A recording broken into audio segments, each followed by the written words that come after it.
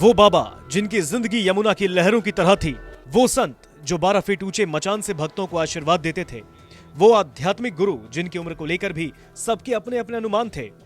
इस बाबा का जन्म कब हुआ, कहां हुआ, इनके माता पिता कौन थे, ये भी कोई नहीं जानता, लेकिन उनके वीवीआईपी भक्तों की लिस्ट बहुत लंबी थी। आज कहानी बाबा की, बात देवराहा बाबा की। देवराहा बाबा, जिन्हें लोगों ने कहा चमत्कार का दूसरा नाम, उनका अतीत जितना रहस्यों से भरा था, उतनी ही रहस्यमयी थी उनकी जिंदगी। दुनिया के हर साधु से अलग थी देवराहा बाबा की पहचान। देवराहा बाबा को शरीर छोड़े 33 साल बीत चुके हैं, लेकिन उनके भक्तों में सबसे ज्यादा इसी सवाल पर चर्चा होती है कि आखिर वो कितने साल जिंदा रहे। उन्हें किसी ने खाते पीते देखा नहीं तो जिंदा कैसे रहे। देवराहा बाबा की पूरी जिंदगी रहस्यों से भरी है। वो कहां और कब पैदा हुए कोई नहीं जानता। सिर्फ इतना ही पता है कि 20वीं सदी की शुरुआत में वो उत्तर प्रदेश के देवरिया में एक मचान पर आकर रहने लगे। मचान से वो कभी कभार ही नीचे आते, ना तो उन्हें किसी ने खाते देखा, ना ही पानी पीते। बस जब वो पानी में उतरते तो घंटों अंदर ही रहते और फिर वापस मचान पर जाकर बैठ जाते। साल दर साल गुजरते रहे, लेकिन देवराहा बाबा के चेहरे में कोई बदलाव नहीं आया, लेकिन उनके भक्तों की तादाद बढ़ती जा रही थी। देवराहा बाबा जब किसी भक्त को आशीर्वाद देते तो उसके सर पर अपने पैर का अंगूठा रख देते थे। देवराहा बाबा की लंबी उम्र को लेकर सबसे पहला दावा किया था भारत के पहले राष्ट्रपति डॉक्टर राजेंद्र प्रसाद ने।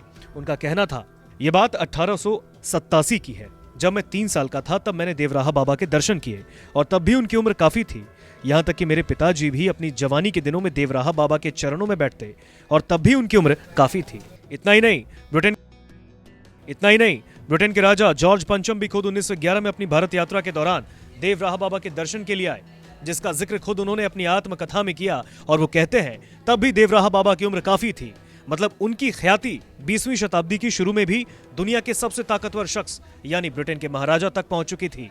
यह भी कहा जाता है कि देवराहा बाबा ने अपनी पूरी जिंदगी में 12 बार कुंभ मेले में शिरकत की और कुंभ मेला 12 साल में एक बार लगता है। इससे भी उनकी उम्र का अंदाजा लगाया जा सकता है।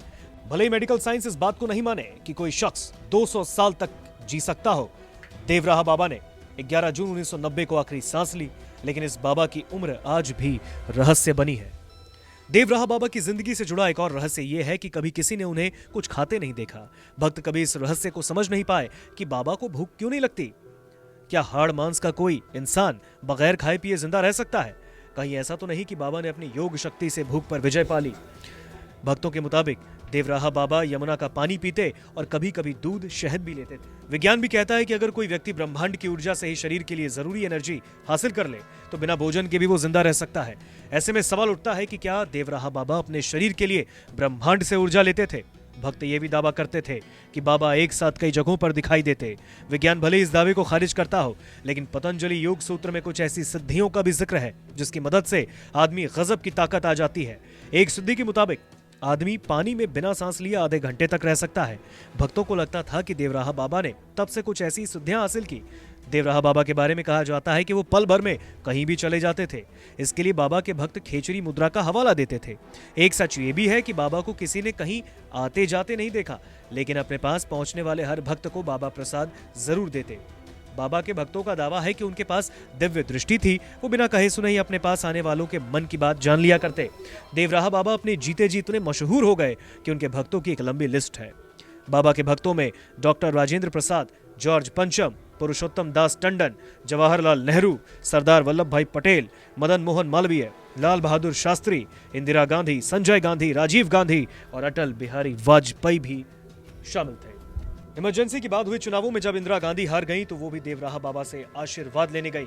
बाबा ने अपने हाथ के पंजे से उन्हें आशीर्वाद दिया। वहां से वापस आने के बाद इंदिरा ने कांग्रेस का चुनाव चिन्ह पंजा तय किया और अगले ही चुनाव में कांग्रेस की प्रचंड बहुमत के साथ सत्ता में वापसी हुई। इंदिरा गांधी फिर से प्रधानमंत्री की कुर्सी पर बैठी। उनका देवराहा बाबा में इतनी आस्था थी कि वो कई बार बाबा के दर्शन करने के लिए गई।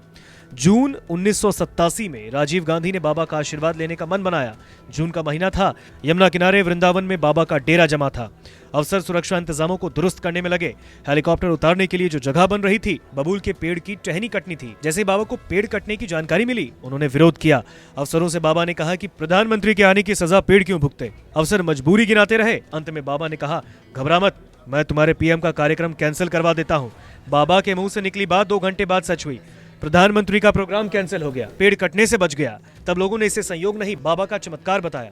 देवराहा बाबा के चमत्कारों के बारे में उनके भक्तों की भी जितने मुंह उतनी कई कहानियां हैं। जल्द मिलते हैं कहानी बाबा की में करोड़ों लोगों पर छाप छोड़ने वाले किसी और बाबा की कहानी के साथ।